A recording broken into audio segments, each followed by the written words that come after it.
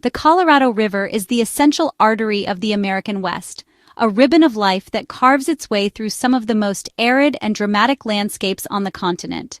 For centuries, its waters have shaped the land and the people who call this region home, providing a vital source of sustenance in an otherwise unforgiving environment. Today, the river sustains over 40 million people, quenching the thirst of sprawling cities like Las Vegas, Phoenix, and Los Angeles, some of the nation's fastest-growing urban centers. Its reach extends far beyond city limits, touching the lives of millions who depend on its flow every day. Originating high in the snow-capped peaks of the Rocky Mountains, the Colorado River journeys nearly 1,500 miles, winding its way through 7 states and 2 countries before reaching the Gulf of California. Along its path, the river transforms barren deserts into thriving metropolises and lush, fertile farmland. It is the force that turns dust into opportunity, making the impossible possible in the heart of the West. Its water is carefully managed and distributed through a vast network of dams, canals, and reservoirs, engineering marvels like Lake Powell and Lake Mead. These structures store and deliver water to millions, ensuring a steady supply for homes, businesses, and farms. This intricate system enables life and economic growth in a region that would otherwise be inhospitable, supporting everything from high-tech industries to small family farms. The river irrigates millions of acres of farmland, turning dry soil into productive fields that feed the nation. Much of America's winter produce, lettuce, broccoli, and melons, comes from these fields, supporting rural economies and providing jobs for thousands of workers. But this lifeline is under severe strain. Decades of over-allocation, combined with a 2-decade-long drought and the mounting impacts of climate change, have pushed the Colorado River system to the brink of collapse. The demands on the river now far exceed what it can reliably provide. Reservoirs like Lake Mead and Lake Powell are at historic lows, their once mighty shorelines now marked by stark bathtub rings that reveal just how much water has been lost. The river's once reliable flow is no longer guaranteed, threatening the future of cities, farms, and entire ecosystems that depend on its waters. The Colorado River's crisis is a stark warning, a signal that the way we use and manage water must change if we are to avoid catastrophe. The challenge is immense, but so is the opportunity. By working together to find a sustainable path forward, we can secure the future of the West and ensure that the Colorado River continues to be a lifeline for generations to come. In early 2025, Glenwood Canyon witnessed a shocking sight. The Colorado River vanished for 2 miles, leaving only puddles and exposed rocks. Locals and visitors were stunned, the empty riverbed a haunting symbol of the river's vulnerability. The cause wasn't natural but a man-made diversion, the Shoshone hydroelectric plant, which legally diverted nearly all the river's flow during a low water period. Water was temporarily rerouted through turbines, then returned downstream, but the effect was dramatic, a riverbed gone dry. This event became a wake-up call, showing just how precarious the river's balance has become. Even non-consumptive uses can have shocking impacts when the system is this stressed. The vanishing river galvanized public concern and highlighted the urgent need for resilient water management. The disappearance of the river in Glenwood Canyon alarmed water managers and scientists across the West. Experts like Becky Mitchell, Colorado's chief river negotiator, warned that the system is on the brink. No legal maneuvering can fix the basic math: demand far exceeds supply. The event was a visceral reminder that the river's margin for error is gone. Ann Castle, former Interior official, used the incident to illustrate the basin's chronic supply-demand gap. The dry riverbed turned abstract water debates into a tangible crisis. Experts agreed the status quo is unsustainable and urgent action is needed. The event shifted the conversation from policy theory to the harsh reality on the ground. It underscored the need for bold, realistic solutions before temporary crises become permanent disasters. The Shoshone hydroelectric plant holds a powerful, century-old water right, allowing it to divert nearly all of the river's flow during dry spells.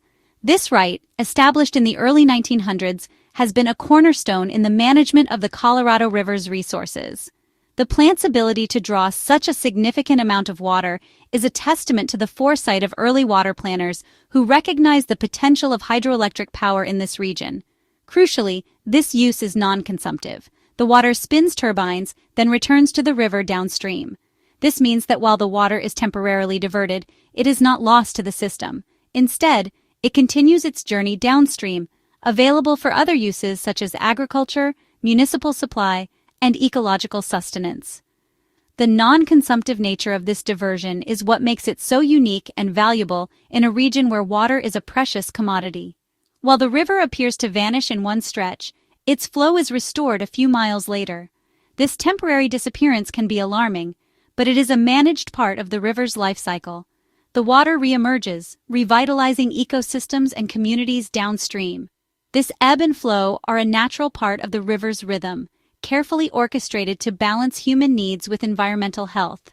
The Shoshone water right is strategically vital, ensuring minimum flows for downstream users and preventing permanent diversions to cities. This right acts as a safeguard, maintaining a baseline flow that supports both human and ecological communities. Without it, the river could be over-allocated to the point of drying up entirely in some stretches, leading to severe consequences for all who depend on it. Local water entities have even tried to buy these rights to keep water in the river. These efforts highlight the value placed on maintaining river flows, not just for immediate use, but for long-term sustainability. The negotiations and contracts surrounding these rights are complex, reflecting the intricate balance of interests and the high stakes involved in water management. The 2025 incident wasn't about water loss, but about how engineered and over-allocated the system has become. This event underscored the fragility of the river's management system, revealing how even small changes can have ripple effects throughout the entire watershed. It served as a wake-up call, prompting renewed discussions on how to better balance the competing demands on this vital resource. Even temporary diversions can have dramatic effects when the river is this stressed. During periods of drought, every drop becomes even more critical, and the impact of diversions is magnified. These temporary measures, while sometimes necessary, can lead to long-term challenges if not carefully managed and coordinated among all stakeholders. The Shoshone case is a microcosm of the Colorado River dilemma. Every drop is claimed, and the line between a living river and an empty channel is razor thin. This situation exemplifies the broader challenges faced by water managers in the region, where the demands on the river continue to grow while its supply remains finite. The Shoshone hydroelectric plant's water right is a critical piece of this puzzle, illustrating the delicate balance required to sustain both human and natural systems. In 2025, a radical new management idea emerged, one that would fundamentally change how the Colorado River is governed.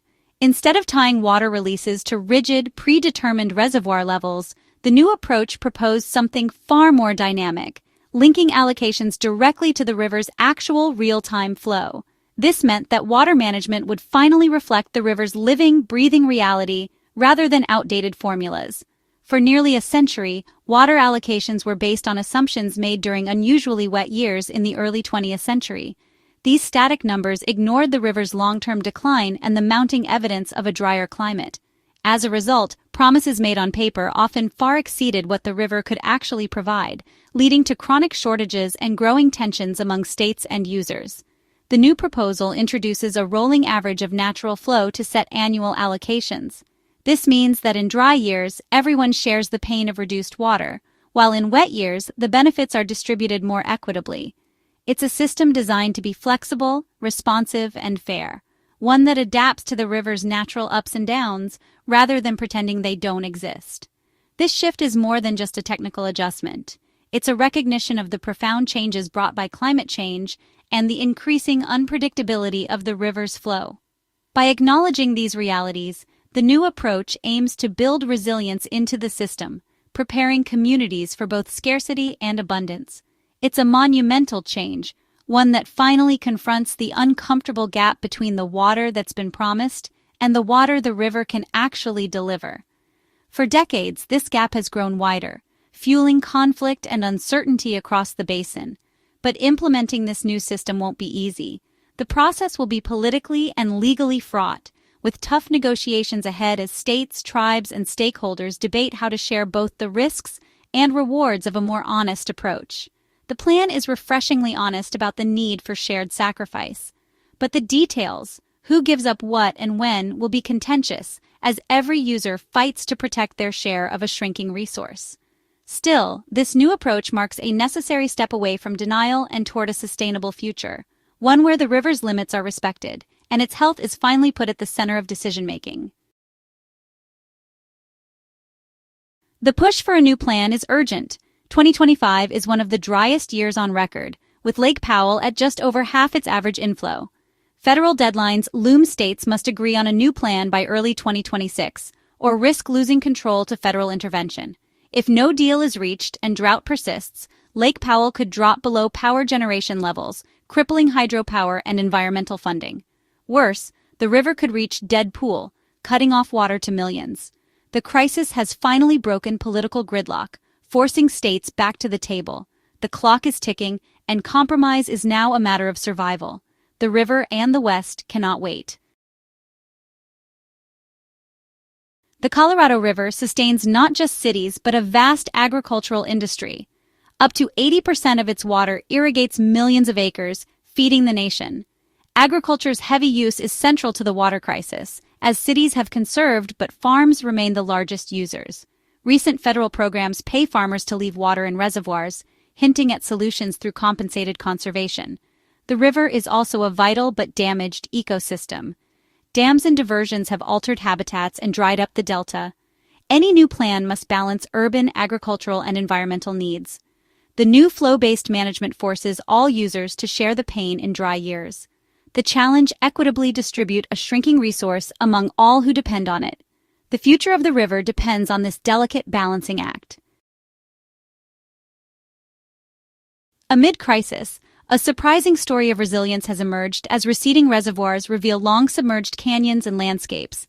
In Glen Canyon, native plants like cottonwood and willow are reclaiming land unseen for decades. These new ecosystems stabilize soil, create wildlife habitat, and hint at nature's ability to recover. Scientists are studying this rapid rebirth, learning lessons for future restoration. The return of places like Cathedral in the desert is a powerful symbol of what could be regained. This ecological surprise adds complexity to the water debate. What should be restored as water levels fall? The river's future is about more than water supply. It's about the resilience of the natural world. The events of 2025 mark a turning point. The era of abundant, predictable water is over. The new management plan ties life in the West directly to the river's fluctuating flow. Cities will face stricter conservation, higher prices, and changing landscapes. Farmers must adapt with less water, new crops, or advanced irrigation, testing rural communities. The river's ecosystems remain fragile, even as some areas show signs of recovery. The choices made now will decide if the Colorado remains a living river or becomes just a managed pipeline. The basin stands at a crossroads. Entitlement must give way to stewardship. The future of the West depends on learning to live within the river's limits.